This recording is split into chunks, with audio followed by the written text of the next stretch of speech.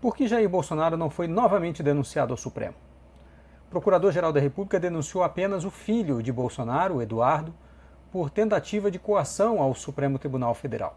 Eduardo Bolsonaro viajou para os Estados Unidos para tentar convencer o governo Trump a impor sanções ao Brasil para ver se conseguia parar a investigação contra Jair Bolsonaro, e a gente sabe que essa tentativa foi frustrada e a conta está chegando agora. Trump impôs sanções ao ministro Alexandre de Moraes, relator do processo, e também tarifas ao Brasil. Mas isso, evidentemente, não mudou a situação jurídica do seu pai. Bolsonaro foi condenado a 27 anos e 3 meses de prisão.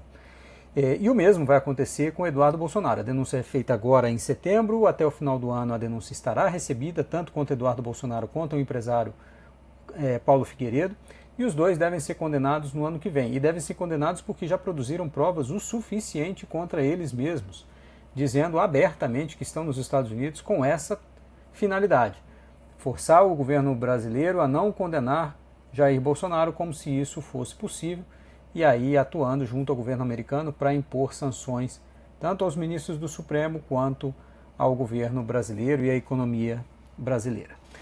Pode haver um cálculo aí de realidade política feita por Paulo Gonet. Bolsonaro está condenado a 27 anos e 3 meses pelos crimes de tentativa de golpe de Estado, destruição de patrimônio, etc. Cumprida essa pena, Bolsonaro permanecerá preso até o final de sua vida.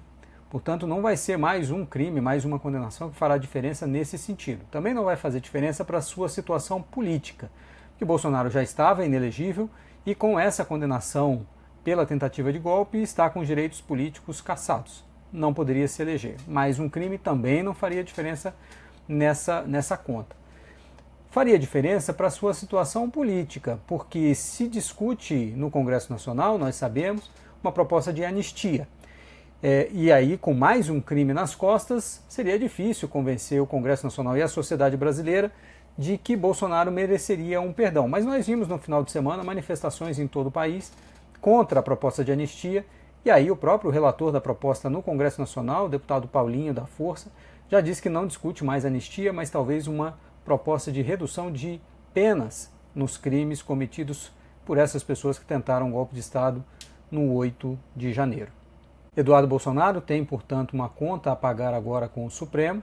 Seu pai, por enquanto, está fora dessa nova investigação, e é de se pensar que até o ano que vem, a situação de Eduardo Bolsonaro, a situação jurídica dele estará definida. E é de se lembrar também que, por estar nos Estados Unidos, ele também pode ter um mandato parlamentar cassado. E isso define a sua situação política também, porque se tiver um mandato político cassado, ele estará inelegível com a aplicação da lei da ficha limpa. A conta para Eduardo Bolsonaro chegou e nós já sabemos que o Supremo Tribunal Federal vai dizer que tudo o que ele fez nos Estados Unidos nesse período configura crime como descrito pela Procuradoria-Geral da República. Seu destino, portanto, é o mesmo do seu pai, a condenação e permanecer fora do jogo político nos próximos anos.